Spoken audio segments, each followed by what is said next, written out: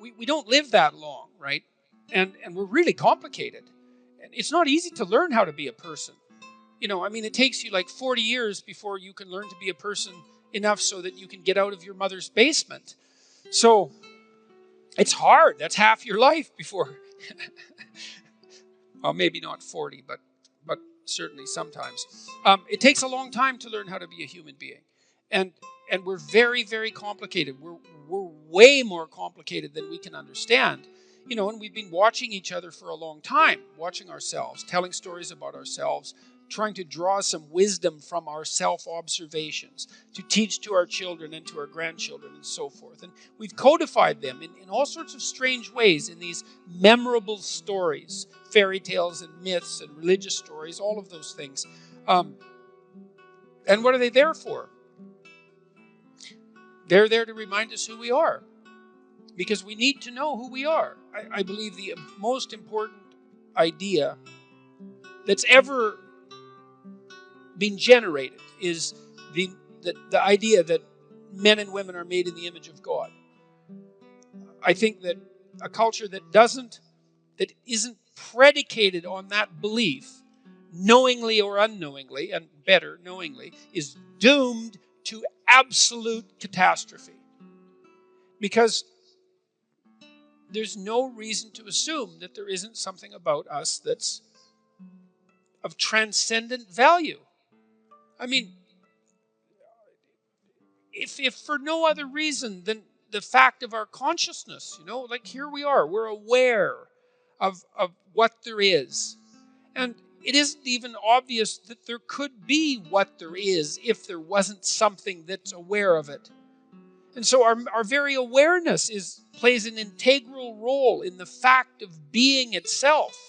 And metaphysics aside, it's hard to see that anything could be more vital than that, more important than that. And then it isn't only that we apprehend reality, and therefore give it shape merely by our perceptions. It's also clearly the case that we partake in its shaping. And we call ourselves on that. You know that you feel guilty and ashamed when you're not doing what you could be doing, when you're not living up to your potential, when you're not making the most of what's offered to you. You understand at a very deep level that you're breaking. There's no other way of saying it. You're breaking a divine commandment.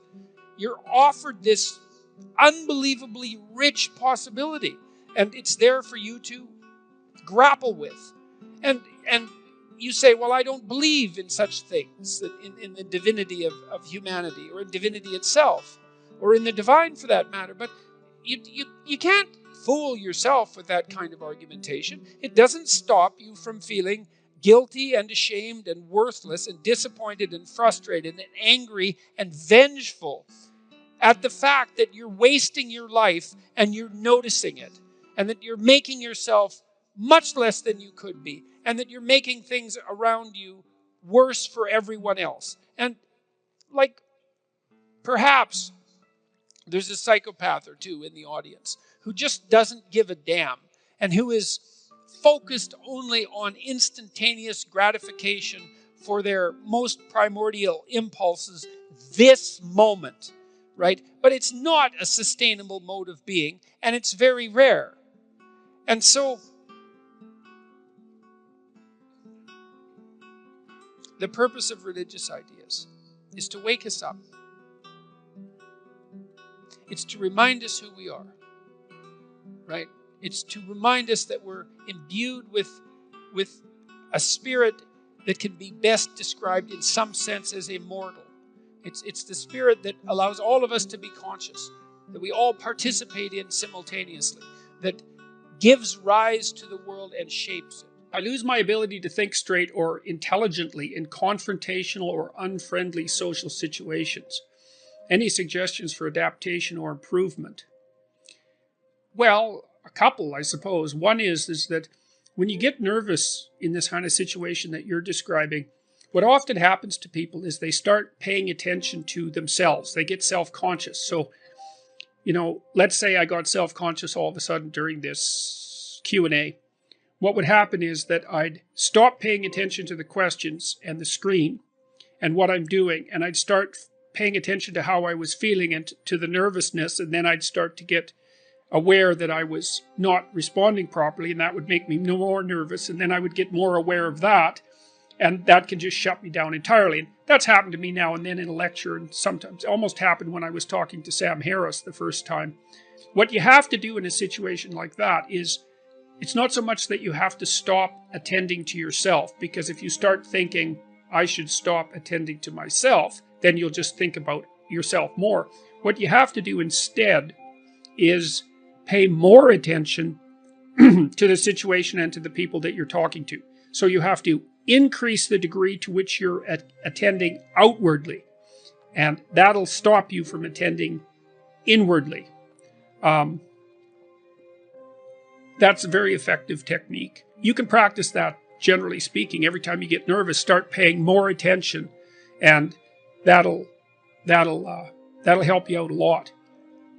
That's a really good suggestion for social anxiety in general, is that if you see, most people, but not everyone, but most people have enough implicit social skill because they were reasonably socialized when they were children, so that they do know how to act in social situations, but they get anxious, and then that interferes with them implementing what they know. Just like if you're a pianist and you get anxious and self-conscious while you're playing, you'll forget what you know because, well, you've activated a different part of your brain. If you can remember to pay attention and you can direct your attention outward and you attend hard enough, then what will happen, and try to put the other person at ease and try to ask them questions, then that'll kick in the automatic, because you're paying attention to what the person is doing and to their facial expressions and all of that, that will clue in the automatic and implicit knowledge that you have and make things much more smooth and anxiety free. So attention really plays a huge role in regulating anxiety.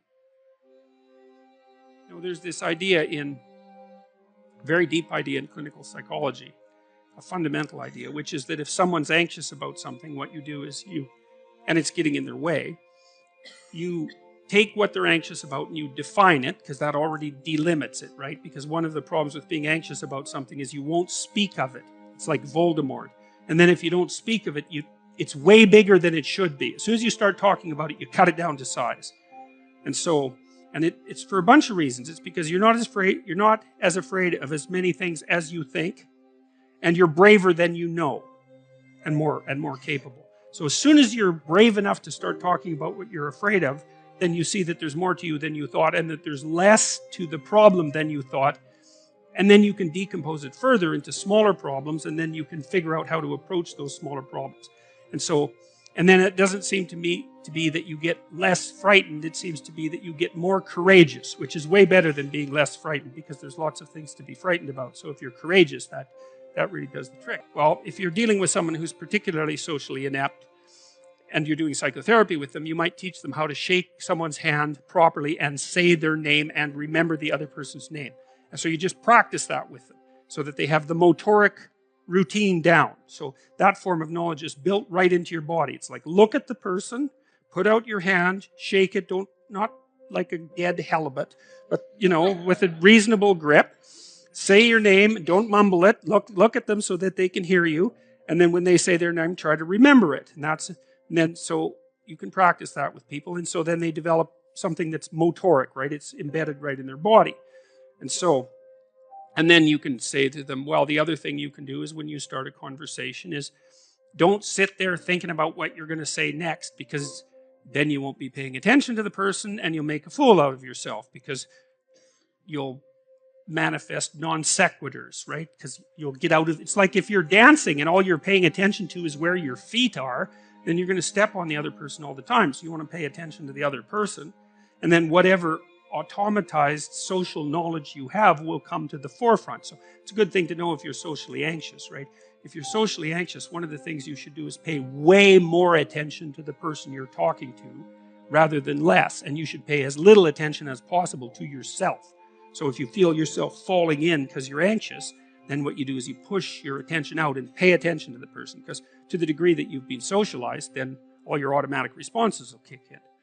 So, but anyway, so you go out into the social world and you learn to shake someone's hand and you learn how to listen to them and ask them questions, because that's the next thing, because people love, you can't just ask them random questions, obviously, but if they start talking to you and you don't understand something about what they're saying, or maybe something they said is interesting and you ask them a question, they're pretty damn happy about that, because it means you're actually paying attention to them, and people actually love to be paid attention to because it hardly ever happens.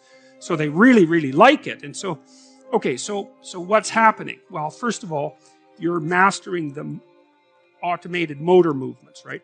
Where to point your eyes, where to put your hands, how to move your lips, like really embodied knowledge. It's a special kind of memory, and you're practicing that. So that's building new skills for you. And then by listening to the person and watching yourself interact, you're also generating new abstract information that enables you to conceptualize the world in a different way. So if you go out and talk to 10 different people or 50 different people, then you get to listen to what those 50 people said. You get to watch how they express themselves, and you gather a corpus of knowledge that changes the way you perceive, that broadens you as a social agent.